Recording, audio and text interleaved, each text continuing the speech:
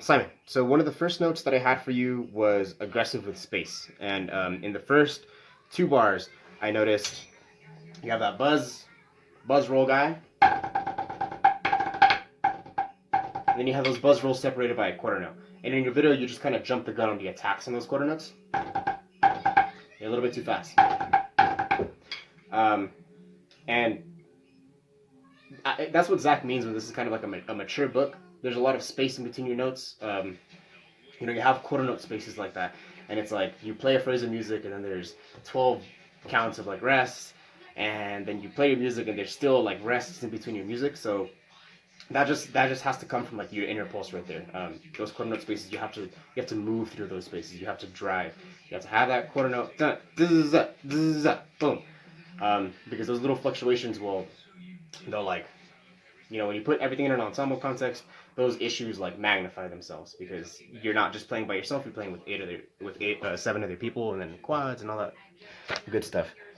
And then I have triplet being lost in the metric mod. So you have that phrase where you're going from 16th notes to triplets to 8th notes. And in your video, that triplet really got lost in between the 16th note and the 8th note.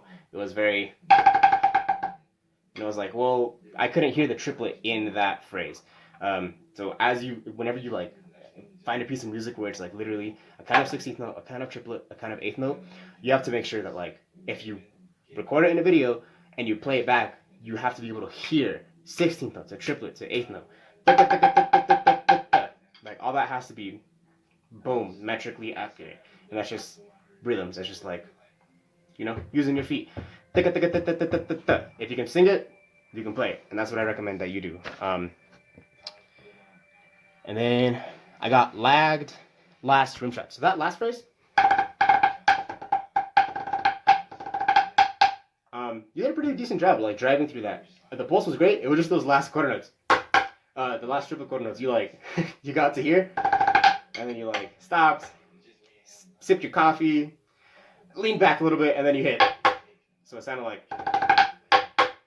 remember those, the triplet quarter note is still embedded in those 9 lists. So that's all one rhythm from the 9-lets to the rim shots. It's all still the triplet quarter note. And that's another thing that I was going to mention with your 9-let phrases. It just feels like there's a little bit too much space between the end of your buzz and the beginning of your 9-let in like that first bar. It sounded more like, and then it kind of like dragged back a little bit. Remember, like the cheat code to all of this music is the triplet quarter note. Where can you hear and find the triplet quarter note?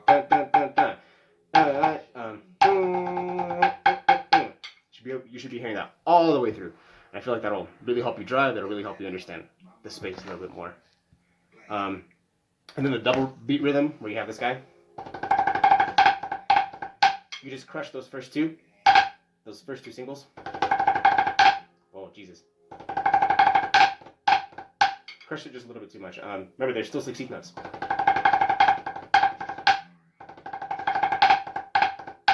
The tough part about that phrase is moving through that tiny little 16th note space, because you can generally nail this. It's just about like moving through the. That's usually the tendency is gonna be to drag a little bit. And as for the other sections, the book primer and the slur 5.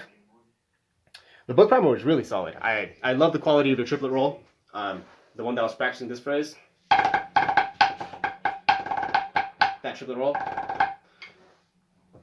Nice. I can hear every note. It's perfect. It's driving. It's a triplet. Good stuff. For the slur 5, I had an issue. I'm nitpicking. A small issue with your check. And it's like when I listen to it, generally I know something's wrong when it's like, like I'm not like satisfied with like how it sounds. Like I'm not like bobbing my head to it. And this is gonna sound crazy, but if you play back your video at half speed and you just listen to your check, you're gonna hear the checkpoints for your triplet quarter notes. They're always gonna be just a little bit like behind the beat. So like where the downbeat's supposed to like line up with your note, it's kind of like a little bit of a flam, which sounds insane, but it's like you can hear it. It's like this small little detail, and it's like when you put it in an ensemble, it's the difference between like the great ensembles, like the ensembles that just sound okay. It's like the ensembles that understand a triplet quarter note and like they're nailing it, metronome, metronome, downbeat to downbeat. You can hear a difference. So yeah, just play it back and like listen to it. It's literally just a small change in drive. Um, on that Slur 5 primer, if you play back your video at like a slower speed and you look at the little putterda in your right hand, you're gonna see that you attack the diddle like at this height, and then you attack the second note like down here. It's like boom.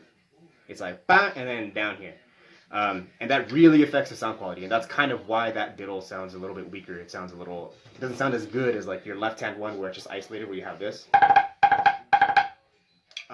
And that kind of has to do with like your grip in the hand. So like as you hit the pad, the stick is gonna want to come up, right? You get some bounce in the pad, but that stick can't come up unless you have some give in the fingers. So your fingers are always touching the stick, right? It's always this nice, like compact little grip. And as you hit the note, when you're dealing with the diddle, you're not necessarily turning your wrist for each diddle at that speed, right? I'm not turning my wrist for each of those notes.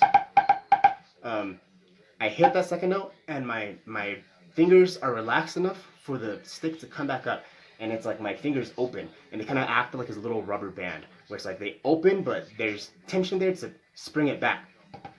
So it's kind of like that little like a very slight open and closing of the hand. But I'm not thinking of that. It's just something that's happening because my hand is relaxed and my fingers are constantly on the stick. And that's how I can get like a diddle where both notes are attacking at relatively the same height. And they both sound great. You can hear both notes. Da da da da da da da.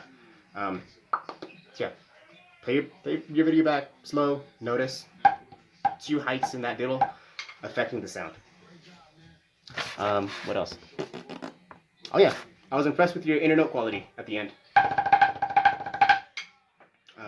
which is kind of counterintuitive to what I just said. But yeah, that last phrase, I felt like I could hear every note. Sounded great.